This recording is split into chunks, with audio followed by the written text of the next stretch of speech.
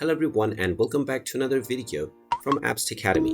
In this video, I'm going to show you how to add your PayPal account onto Uber Eats. So let's get started right away. First of all, open up your web browser and then in the address bar, type in ubereats.com and press enter. You will now be taken into the official Uber Eats website. If you haven't logged into your account already, go ahead and use your credentials or use your social accounts, and once you have been logged in, you will be taken into the homepage from which you can start making your order. Now, if you wish to link your PayPal account to Uber Eats, click on the menu icon at the top left corner and then click on Wallet. Now, within the Wallet page, you will see the Add Payment Method option. Go ahead and click on it, and now you will see the PayPal option as well. Click on this option and then click on PayPal to enter the PayPal website where you will be asked to log in. Just enter your email address or your phone number and click on the next button and then enter your PayPal password.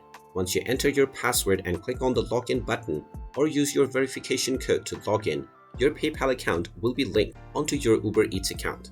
And now you can make payments or transfers to your Uber wallet using your PayPal.